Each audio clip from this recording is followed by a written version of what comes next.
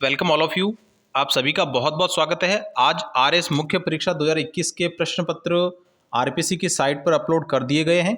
देखिए, ये paper first है। इसमें कौन कौन से क्वेश्चंस आए थे सबसे पहले देखते हैं। इतिहास खंड यूनिट फर्स्ट 75 मार्क्स की थी। पहला क्वेश्चन था कि भारतीय वैदिक दर्शन की परंपरागत 6 शाखाओं में से किन्हीं 4 का नामोल्लेख करना है। केवल नाम लिखने थे। 4 जो षड दर्शन है उसमें से 4 के नाम हमें लिखने थे।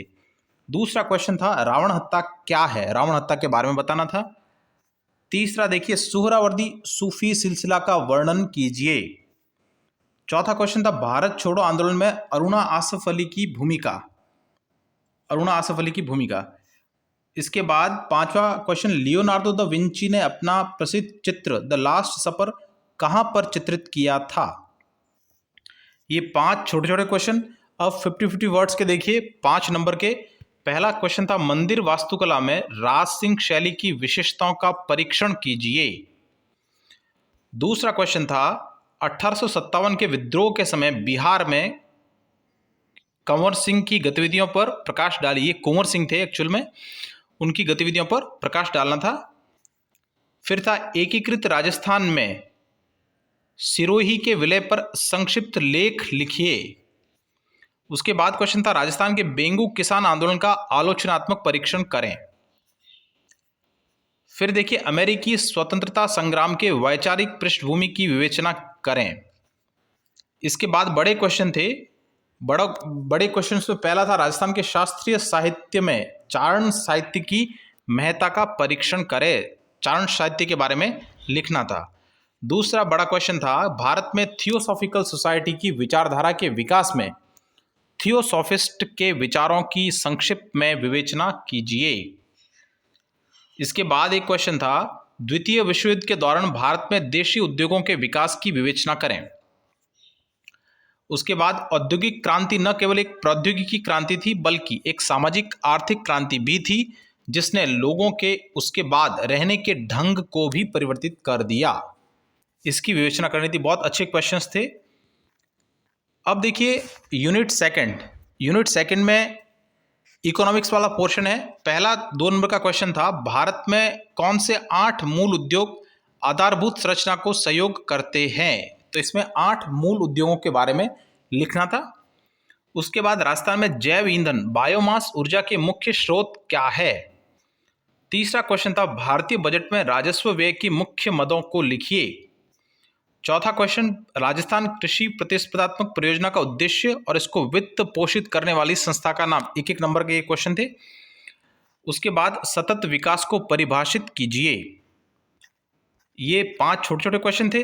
अब बड़ा क्वेश्चन 5 नंबर के क्वेश्चन जो 50 वर्ड्स के थे, उसमें पहला था भारत में निवेश और वार्षिक बिक्री के आधार पर सूक्ष्म लघु मध्यम उद्योगों को परिभाषित कीजिए। अभी इसमें आपको पता ही है एमएसएमई के जो फैक्टर्स थे उनको चेंज किया गया है, वो हमें यहाँ लिखने थे। राजस्थान की समर्थ योजना के क्या उद्देश्य है, ये 5 नंबर का क्वेश्चन था। इसके बाद देखिए देश में नवीन रोजगार सृजन के लिए प्रधानमंत्री रोजगार प्रोत्साहन योजना के अंतर्गत नियोक्ताओं को क्या प्रोत्साहन दिए गए हैं, वो प्रोत्साहन हमें लिखने थे। 5 नंबर का क्वेश्चन था। अच्छा क्वेश्चन था राजस्थान निवेश प्रोत्साहन योजना 2019 की मुख्य विशेषताओं को समझाइए। इसके बाद विश्व बैंक समूह के जलवायु परिवर्तन पर कार्य योजना 2021 से 25 के किन्हीं 5 लक्ष्यों को लिखिए। अब बड़े क्वेश्चन देखिए। पहला क्वेश्चन था भारत में आत्मनिर्भर भारत अभियान के अंतर्गत उद्योग और आधारभूत संरचना से संबंधित प्रमुख उपाय क्या है। इसके बाद बड़ा क्वेश्चन था राजस्थान में महिला सशक्तिकरण के लिए मुख्यमंत्री के 7 सूत्री कार्यक्रम का वर्णन कीजिए। इसके बाद आप देखिए राजस्थान सौर ऊर्जा नीति 2019 की दृष्टि एवं प्रमुख उद्देश्यों को लिखिए। इसके बाद क्वेश्चन था अब है यूनिट 3 जिसमें सबसे पहले सोशियोलॉजी समाजशास्त्र का खंड है। पहला क्वेश्चन था 2 नंबर का शारदा एक्ट क्या है। दूसरा जाति व्यवस्था असमानता का उदाहरण क्यों है। वैश्विक गांव क्या है, ग्लोबल विलेज। इसके बाद राजनीतिक भ्रष्टाचार को परिभाषित कीजिए। Political corruption. पांचवा क्वेश्चन था राजस्थान में वृद्धावस्था पेंशन की पात्रता क्या है। इसके बाद जो 5 नंबर के 2 क्वेश्चन थे उसमें पहला था MN श्रीनिवासन द्वारा प्रभु जाति को स्पष्ट करने हेतु कौन से लक्षण बताए गए हैं। इसके बाद राजस्थान की जनजातीय समुदाय की प्रमुख 5 समस्याएं लिखिए। अब पार्ट जो यूनिट 3 है उसका सेक्शन बी देखिए, जो मैनेजमेंट वाला सेक्शन है उसमें 2 नंबर के क्वेश्चन देखिए। आपूर्ति श्रृंखला प्रबंधन को परिभाषित कीजिए।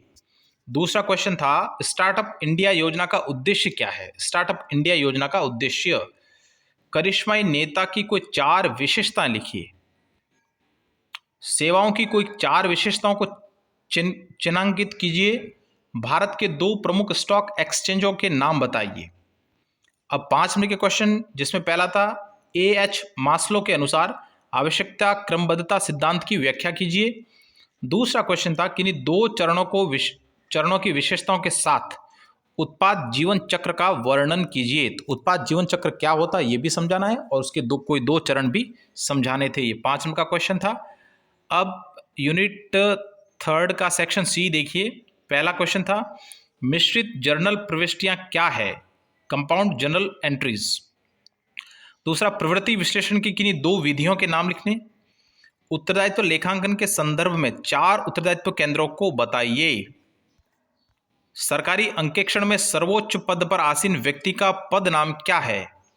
भारत सरकार द्वारा शून्य आधार बजटन क्यों अपनाया गया था।